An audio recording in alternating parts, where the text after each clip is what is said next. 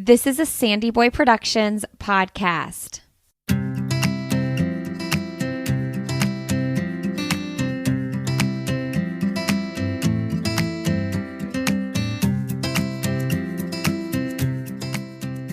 Welcome to the Urban Pharmacy Podcast, where we help women remove the overwhelm of living their most holistic life. This is the place to find evidence-based nutrition tactics, healthy lifestyle and wellness tips, abundance mindset, and easily implementable low-tox living strategies so you can rise up to your full potential and protect your family's health. I'm your host, Stacey, certified holistic nutritionist and better living advocate. Now, let's get empowered with some simple swaps that make a big impact for optimal wellness.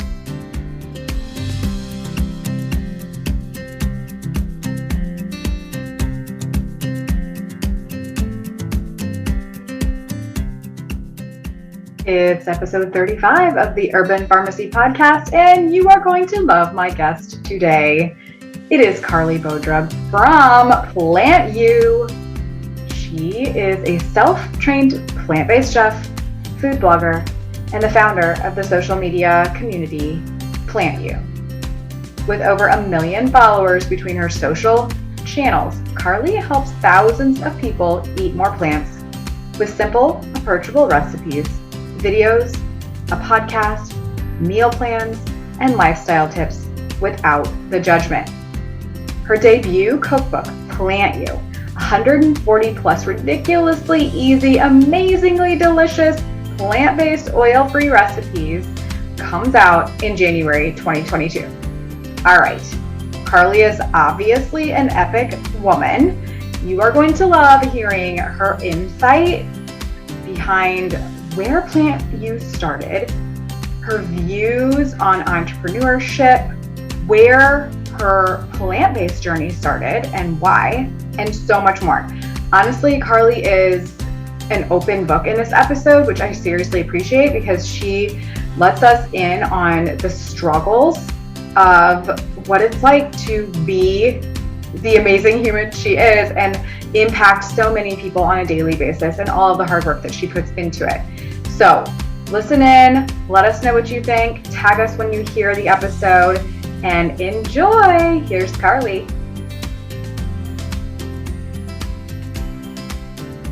All right, welcome back, friends, to another episode of the Urban Pharmacy Podcast. I am here with my friend Carleigh Bodrug from PlantYou.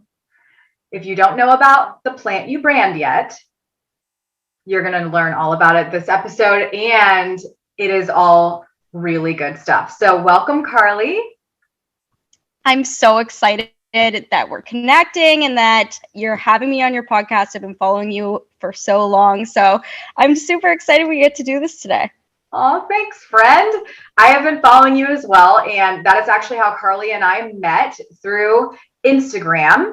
I know you're on TikTok, friend, too. I know you're like on all the platforms, but I found Carleigh through Instagram because she's in the plant-based community. And I think that everybody knows here by now that that is something that we talk about on pretty much every single episode, eating a lot of plants. And so Carleigh, first off, let me just ask you, how old are you? I'm 29 and I look a lot younger than that. Not in like a youthful, like, oh, I haven't aged way. I think I just look young. So a lot of people think I'm like in my early 20s, but I'm 29. I'm not that young. Okay. Well, you do look younger than 29, and that's really, really good because you're going to want to look younger than you are for the rest of your entire life. So, okay.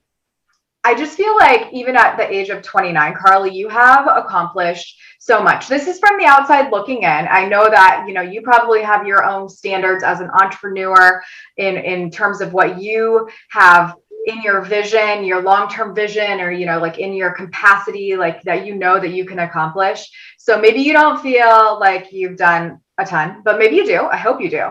But from the outside looking in, you have been incredibly inspiring to me in terms not only of eating more plants, because that's just the vibe, but also about your entrepreneur journey. So I want to talk about both.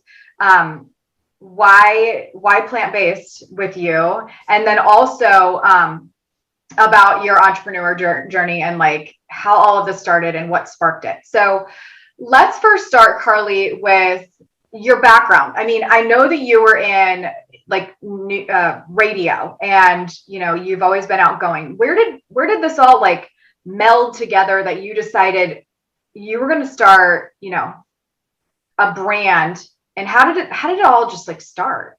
It kind of happened organically. So I went to school for broadcast journalism. I always had the dream of being like a TV news anchor, TV kind of broadcaster. And so that's what I went to school for 4 years of university, 2 years of college, wanted to be a big time kind of news anchor. And then I graduated, moved up to Northern Ontario, Canada by myself, and started pursuing morning radio news as like a starting point to my career. And that's kind of the path that I thought I was going to go. And then in 2015, news came out from the World Health Organization that red and processed meat were now considered class 1 and class 2 carcinogens. And as a kid, my dad had stage 2 colon cancer, and it was very traumatic. I would say I was young when he had cancer, about 11 years old. And he went through the chemotherapy and everything. And I remember when that news came out, him being really angry because he had gone through this really invasive surgery and the chemo and the fear of losing his life, and then continued eating the very thing that probably contributed to the cancer, on recommendations of the Canadian Food Guide, which recommended you have like your serving of milk every night and you center kind of your plate around meat. So it was really shocking. And then we kind of delved into the documentaries like The Forks Over Knives and The Cowspiracy. And I've never just felt so shocked and wanting to kind of spread the word about something. So basically overnight, my family and I transitioned to a plant-based diet. And as a kid, I had grown up with like very bad constipation. Sorry if this is TMI, but to the point where I was prescribed laxatives and had never had a solution of it my whole life. And suddenly I go plant-based and that is completely rectified. Feel amazing, eating this way that I know is beneficial for not only my health, but for the animals and the planet. And I just felt inclined to share it with everybody. And having kind of that journalist background, I think it provided me the foundation to start writing about my plant-based diet on Instagram and these various platforms.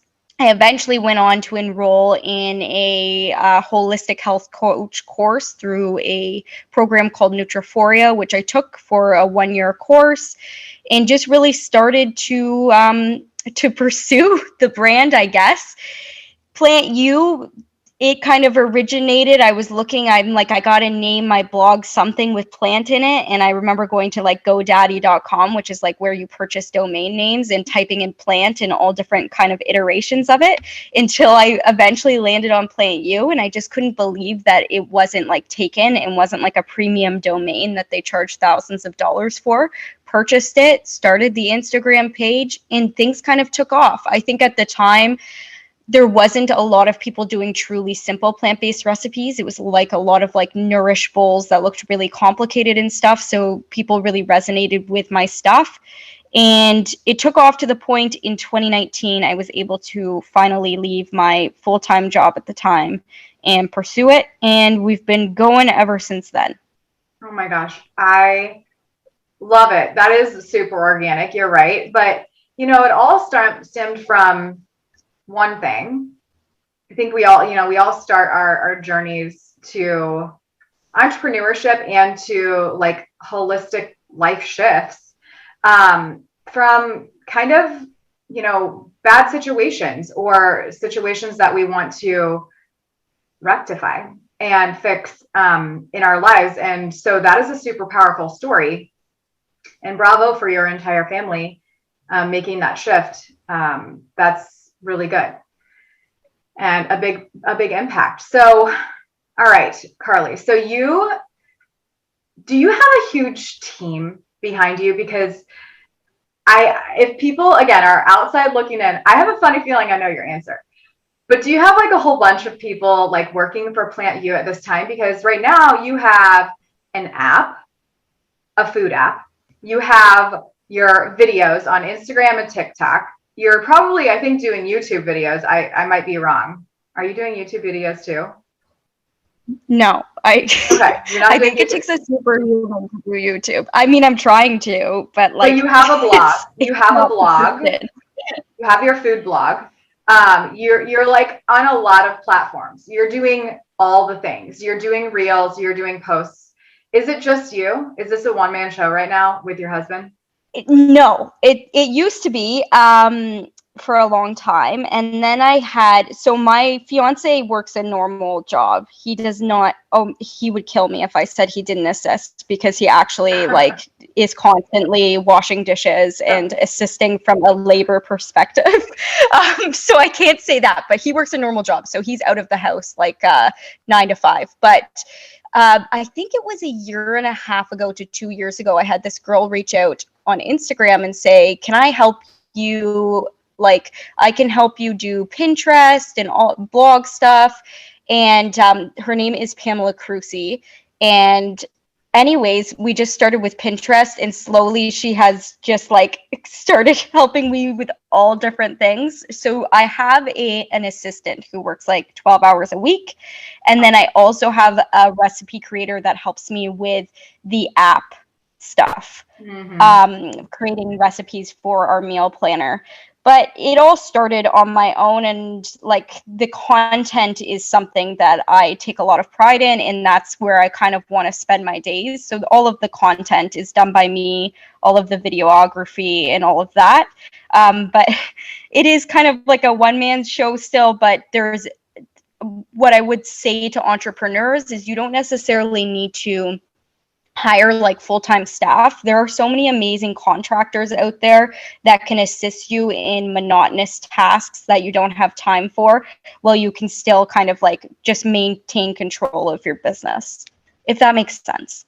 Absolutely. And I think, so like in Carleigh's instance, she has built a following just on Instagram that I know of over 500,000 people. And so that is a huge accomplishment. So for somebody that doesn't have a massive amount, a massive following like me, you would maybe think about, if you're wanting to expand your brand, thinking about like a contractor, like Carleigh's talking about, like a virtual assistant, like somebody that might be able to help you communicate with people, and to stay up on that, and to like nurture relationships that you might not be able to have like the capacity for, like mentally, because you are the person behind the camera creating, like we only have so many hours in the day. So this is something that I preach, Carleigh, like look at investing in yourself in terms of asking for help, whether that is having somebody clean your house, or that is having somebody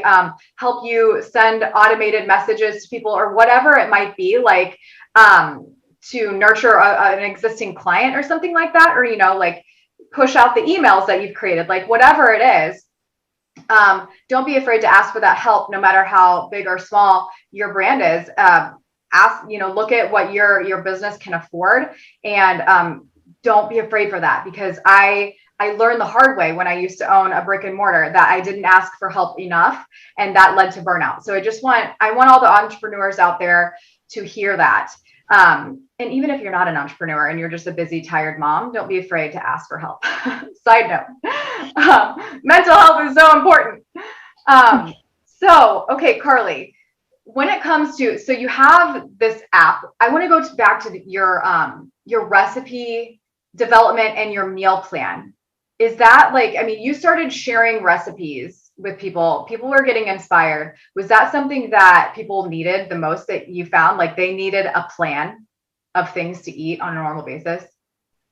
Yeah, I think I experienced this as well. When you go plant-based, it can be really overwhelming. And I think there's this tendency to feel like you need to completely overhaul your entire diet.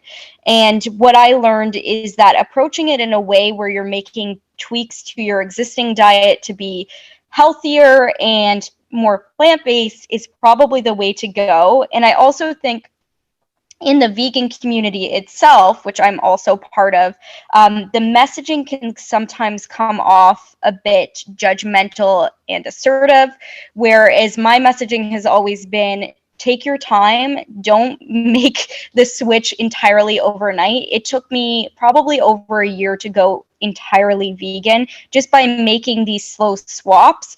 So I started sharing recipes that were based off like what I grew up eating. So my mom used to make this amazing pasta sauce, like a bolognese pasta with ground beef. So I started sharing like a bolognese pasta with lentils. And I think it struck a chord with people. Okay, like I can still enjoy the food I grew up eating and that I love. I just need to swap out the animal products.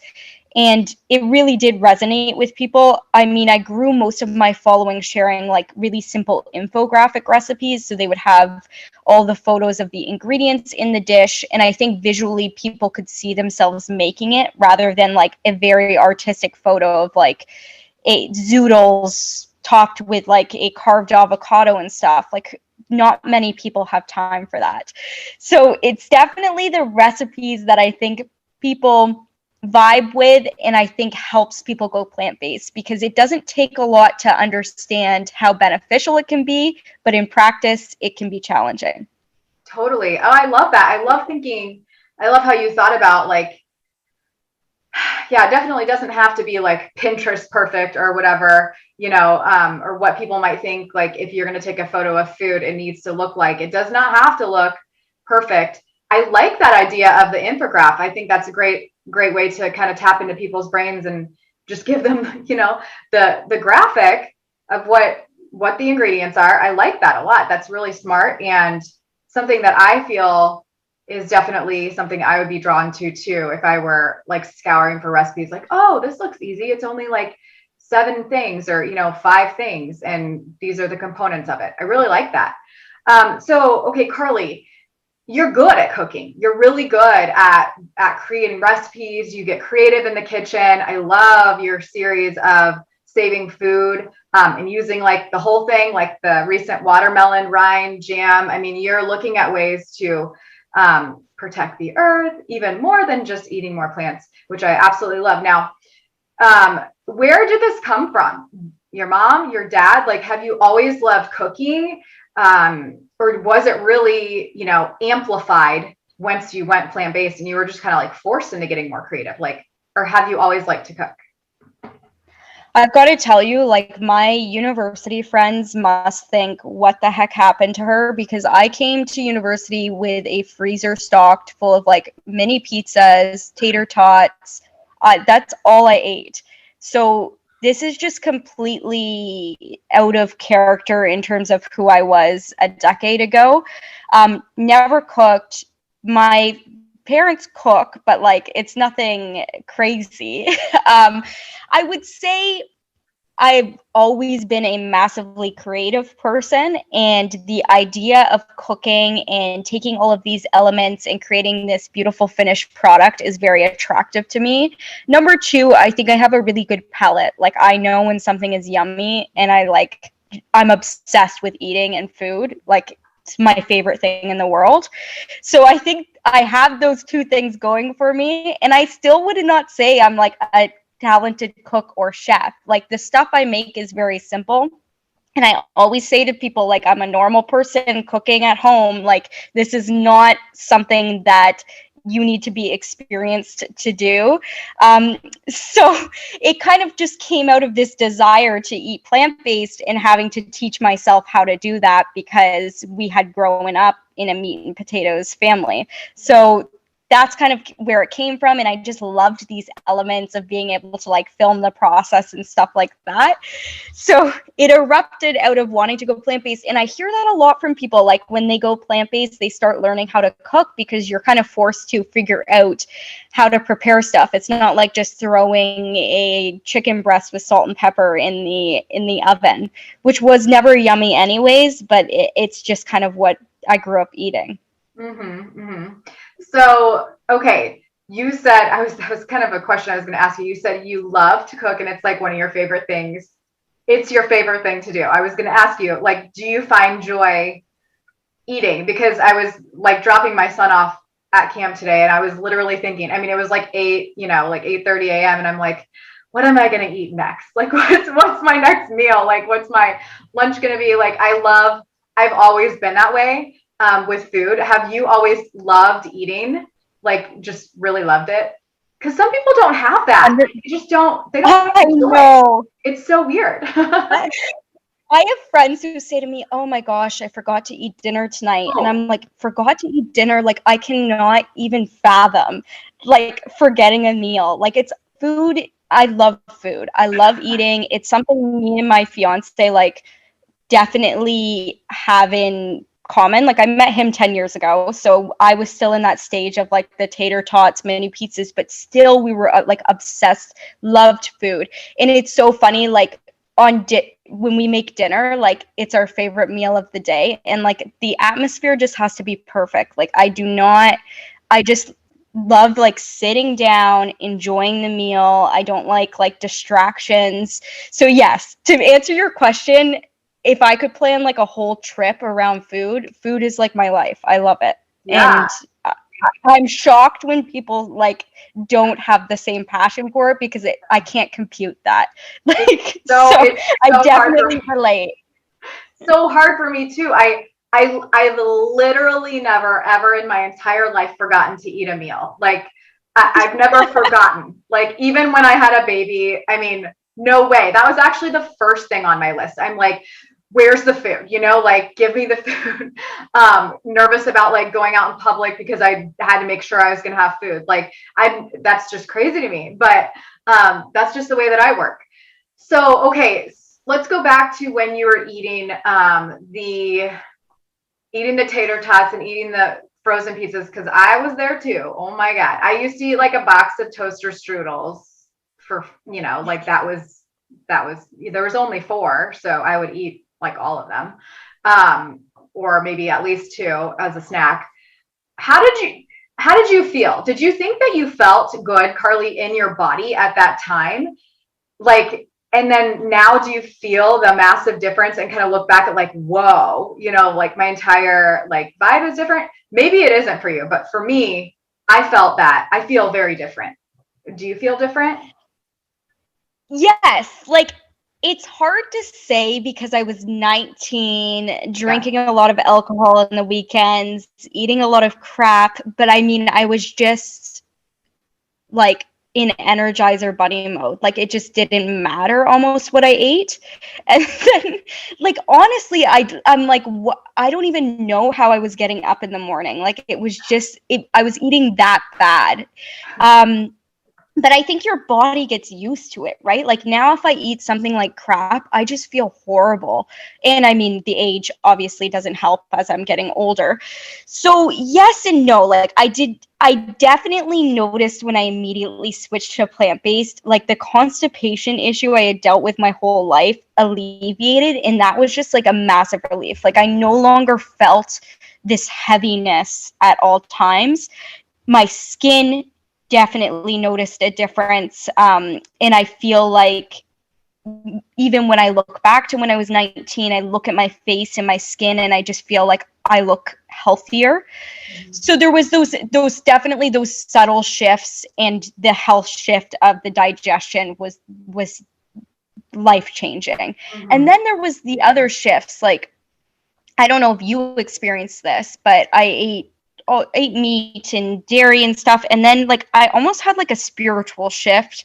And I don't talk about this a lot because I think it sounds maybe a little odd, but I just feel so much deeper of a connection to nature, the animals around me, our trees and everything. Like I just feel in a flow with nature. And I know that sounds odd, but I can't even fathom eating animal products now because of this relationship I feel like I've cultivated with the world since going plant-based.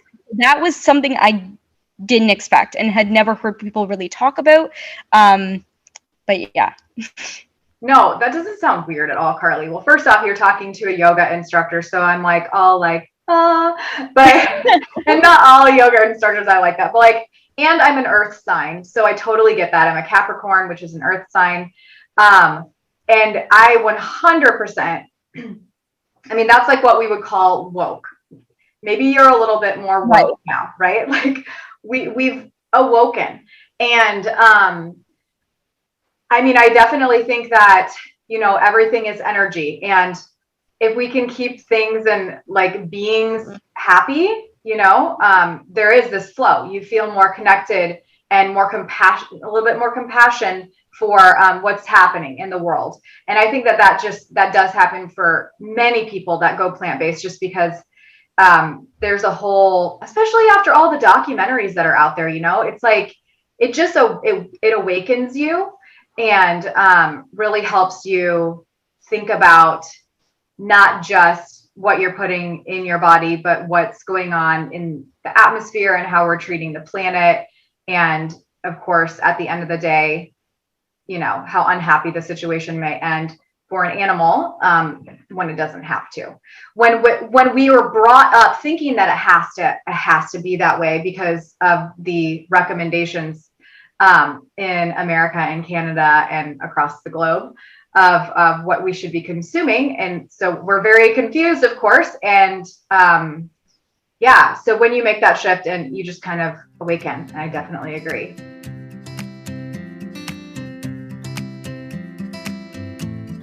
Hey friend, before we get too far into this episode, I want to be sure you know about how the environment plays a role on your overall health. For over a decade, I've been learning so much about the lack of health regulation in the personal care and food industries, and that's actually one of the reasons why I started this show. You deserve to know how to protect you and your family from unwanted body burden, and I share further information about how to make better choices and vote with your dollar in our private Facebook community called The Urban Pharmacy. On that note, I want to let you know about one of the easiest ways that we've switched to safer, and that's through my favorite clean beauty brand called Beauty Counter. Your skin is your largest organ, and what you put on it every day matters a lot. And with a low carbon footprint, cruelty-free formulations, and high-performing results, I haven't found a better beauty brand than Beauty Counter in over 5 years of working with this mission-driven brand. To learn more and shop clean, head to mybetterbeauty.com.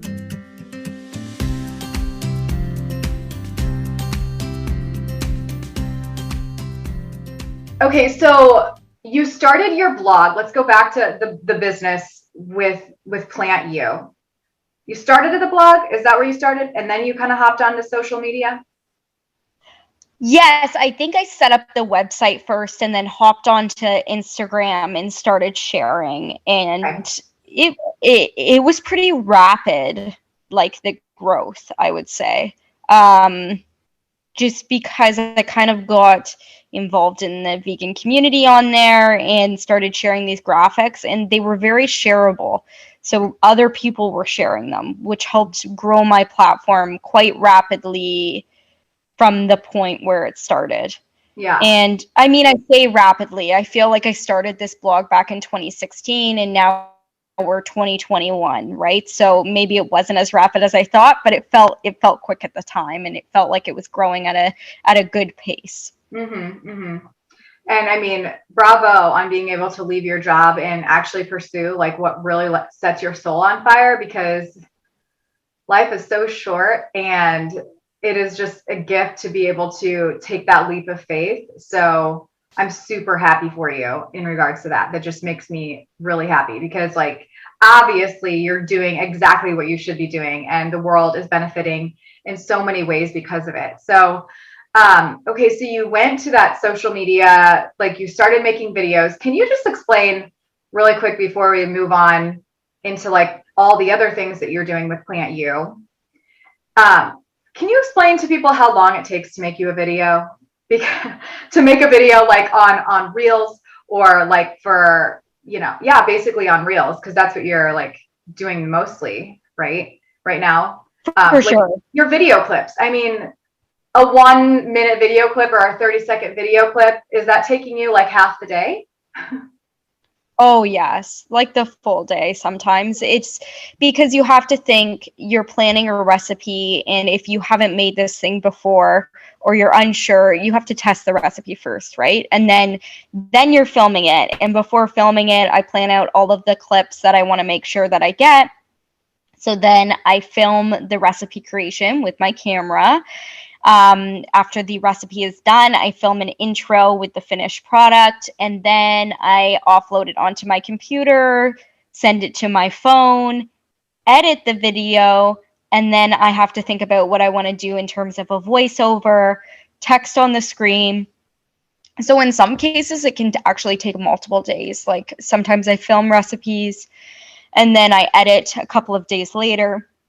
It just depends. And then some days it just depends on the recipe, right? Like I did grated tofu the other day, and probably the entirety of the video took me about 2 hours from start to edit.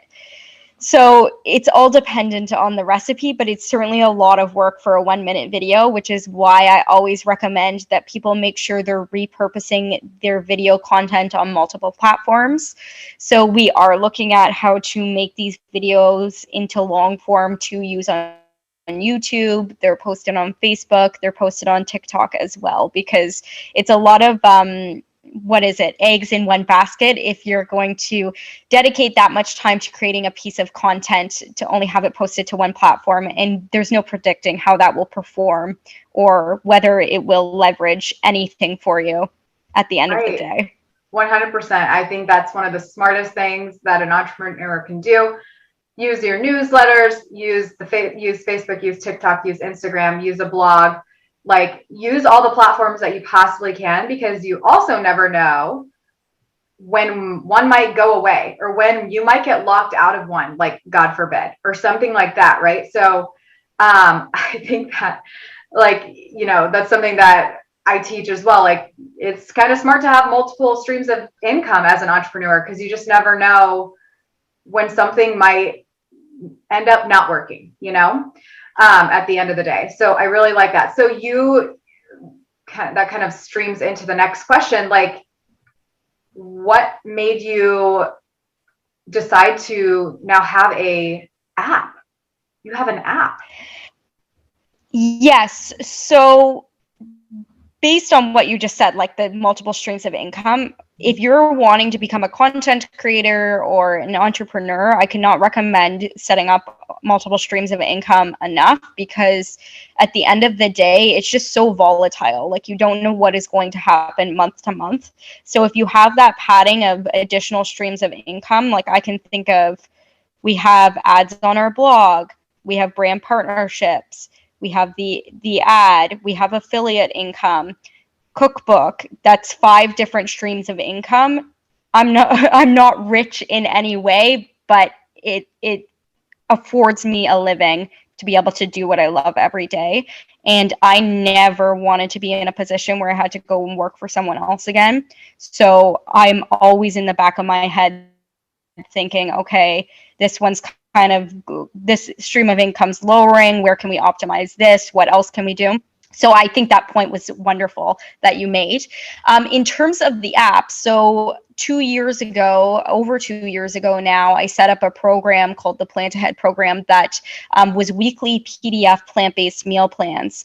And it was a subscription business at $7.99 USD per month. People paid to get these weekly meal plans in their inbox. They had shopping lists, like 5 different recipes for the week, and the nutrition information and everything.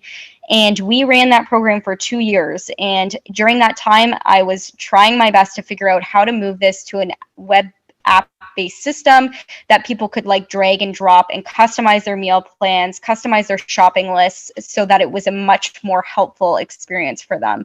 Actually invested money into building a web application and it didn't work out. Like, the guy built it and it was so full of bugs. I had to abandon it, start from scratch again, which is why it literally took 2 years.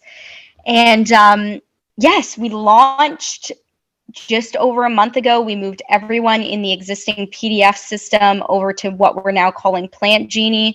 I don't know if the name is going to stick. I think I might have made a bit of a branding mistake there, because people are always just thinking it's like the PlantYou meal planner. I'm like, oh, it's called PlantYou, because I had this vision of like having an offshoot brand. I might just rename it to PlantYou. It's all like such a learning experience as an entrepreneur. I think PlantYou is, I mean, you go for it. Like, if you don't feel it in your heart, girl, you got to change it. But like, I think that what you're saying, where people can like drag and drop and like customize, it's kind of like, that's like a genie. Like, look, let's just do this, let's do that, you know. So I think that was my vision. I just don't know that people get it. I think they might think it's a bit weird, but I don't know. We're going to stick with it for a bit, but it's also fearful as an entrepreneur, right? You don't want to create too much brand recognition around something. I'm really like opening up here about like my please, internal battle right now, but we don't know what we're going to do, because people are just confused. Like, they're confused. So we're just trying to figure out what we're going to do. But anyways, right now, if you're listening, it's named PlantYou. It's a drag and drop meal planner. It's excellent. Like, I'm so proud of it. We release new recipes every week, and it's the same price, $7.99 USD per month. We moved our existing database of members that had the PDFs over. And I'm just so glad it's into the world, because it was just such a nightmare trying to get it up and running. And now we're out there and we're rolling along, and I think people are really enjoying it. And my biggest hope is that it's helping people eat more plants. So that's kind of like what our mission is all about. And yeah, so we've got the app going. It's a web app. So it's like you can access it from any of your platforms, so your phone, your tablet, your computer, and print off the meal plans if that's something that you want to do as well. That is awesome. That is so convenient. I don't have it yet, but I will be recommending it to everybody. That is incredible. That's so cool. Definitely more convenient than just from the App Store, it sounds like. Yeah, I think so. I mean, a lot of people are stuck on the point of wanting to download it from the App Store, but I think a lot of people still meal plan on their computer, even at work. And at the end of the day, the problem with the App Store is they take a portion of all of the memberships, and then on top of that, you can't print the plans from the App Store. It poses a whole bunch of kind of issues. This is accessible on any browser. You can save it to your home screen just like an app. But again, there's communication around that too. I think I made a mistake calling it an app. The launch has been interesting for that. Like, it's an interesting, I don't consider myself someone who is like super business minded. So like, I am business minded, but I'm not like, I just want to create all day. So it's been difficult for me to shift into like a CEO mindset of trying to execute things and not be too connected to them, like from a personal standpoint, and think about them analytically. So this app whole launch has kind of challenged that part of me, and we're still in the weeds of it, trying to figure out our next steps. But the product itself is so good. Like, we're so proud of it. Well, it sounds super convenient, and I mean, people can get on the web from their phone. So it's like right there. That's amazing. That's awesome. And then you also launched a podcast. So you're bringing light into the world that way. I like how you're not just talking about like eating plants, but you're also talking about like saving the world and manifestation and all the things that I think are pertinent to life, to a good life, in my opinion. So tell me a little bit about, because I truthfully have not listened yet, Carleigh, about the bee situation. You interviewed an apiary owner, right? Yeah, he's actually a bee expert. So he's like, he doesn't own any beehives himself, or that I know of. He might, but he is one of the world's leading bee experts. So he's a professor out at University of British Columbia, and like has studied bees for 40 years. So I interviewed him for a podcast episode, and it was so interesting. Bees are just like so miraculous. Like they really mirror how humans work in the world. And even like the destruction that is going on in the world is, to me, impacting the bee population in a similar way that it is humans. There's just so much to learn from bees. And yeah, that's one of my favorite podcast episodes I did. I really love podcasting because I do have that radio background, so it's kind of scratches that itch. And then on top of that, I feel like, I'm sure you can relate to this, but on social media, it's really easy when you have kind of niched down to get pigeonholed into like only talking about one thing. So I could talk about plant-based all day, but I did want the podcast to afford me the opportunity to talk about other things I'm interested in and kind of open up those other conversations with my audience in kind of like that safe place. Yeah. So after that episode, Carleigh, how do you feel about honey? Yeah. Do you feel less like, do you feel more like, oh, I definitely don't want to be consuming honey, or a little bit more like lenient? Where is your mind on it? Here's what I think about honey. I think the vegan community can get often caught up in the minutia of the label being no animal products rather than the impact that products actually have on the planet. So for example, something like recycled leather or honey. It's it is not necessarily, consuming honey is not necessarily bad for the bees or bad for our environment. And there are a lot of studies that point to it being good for your health. So how I feel about honey, I think if you consume honey, that definitely doesn't mean that you're not vegan. Where I personally stand on it, I don't know. I just got so many conflicting opinions that at this point, the jury's kind of out in my mind. But like I said, I think we get way too caught up in the label, gatekeeping, and minutia at times that it just gets ridiculous. And honey is one of those things that if you want to consume it and you're vegan, I think it's completely appropriate. Yeah. That kind of brings me to my next question with the plant-based and the vegan. Is it for you, what's your main driver? Is it the earth? Is it the health because of your background story? Or is it the animals? Or is it like all equal? It's interesting because I think I had someone say to me on TikTok the other day, I was talking about reasons to go vegan, and I was talking about the health and the environment and the animals, of course. And there seems to be this feeling from some vegans that the only reason you can and should go vegan is because of the animals, because it's an animal rights movement. My argument would be is that our fellow humans are also animals.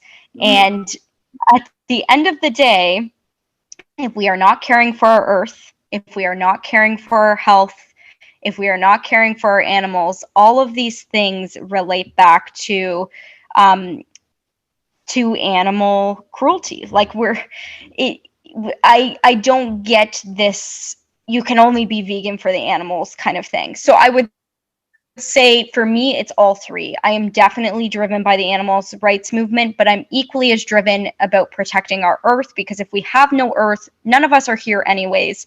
And our health, I'm obviously massively driven by, because I think we only have a short time on this planet, and my hope is for my fellow humans, which I care just as much for that I do the animals, that we live it in the healthiest way that we can, because it makes such an impact on your human experience. Oh man, that's good. That's good. Okay, so that kind of brings me to the question that I ask all of my guests, Carleigh, because that was that was a really good answer. So let's see where this one brings us. But what does holistic living mean to you? I think holistic living means to me that you're living in alignment with yourself and the world. So I think I started living a lot more holistically when I started going plant-based and living my truth, what I feel is what I'm supposed to be doing in my life, and living symbiotically with the earth and respecting my fellow planet, my fellow animals, my fellow humans. I think that to me means holistically. Like, you're not taking these things in this life for granted. You're living in alignment. Does that make sense? Oh, yeah. Oh, yeah. Alignment. It's key. I love it. Oh, so good. Okay, Carleigh, I could literally ask you questions like for the rest of my life. I feel like you've got a lot of, you just have so much going on. It's amazing. And so much internal wisdom. But where can people stay connected with you? Like, I know you have an incredible newsletter. I know you've got your blog. I know you've got your podcast. Like, where's the best way that people can make sure that they're not going to miss any Carleigh in their life in some way on a weekly or daily basis? Whatever social channel you hang out on, whether it's Instagram, TikTok, Facebook, if you search PlantYou, I'm there. I also have a blog at PlantYou.com. So that's where I would suggest. If you hang out on Instagram, find me on there. I do have a newsletter. I have a bunch of freebies like shopping lists, meal plans, and stuff like that. You can find on my website at PlantYou.com. I'd be amiss not to mention, although this isn't announced publicly yet, I have a cookbook coming out on January 18th, 2022. So that's super exciting for me because So it was a huge endeavor. So you'll probably see that as well. Yay! Please consider supporting it. Thank you. So good. Oh my God. I can't even imagine. Like, it's a dream of mine to do a cookbook, but to even think about it. We can talk. I can't even do a cookbook. I can't even stay up with my blog at this point. So we're going to have to hire out some people to help me like get my program going. And once that's going, I'll get back into, I'll be able to have that creative capacity again and like actually start documenting. Because when I create recipes, it's like, oh my God, that is so good. Now, how did I make that?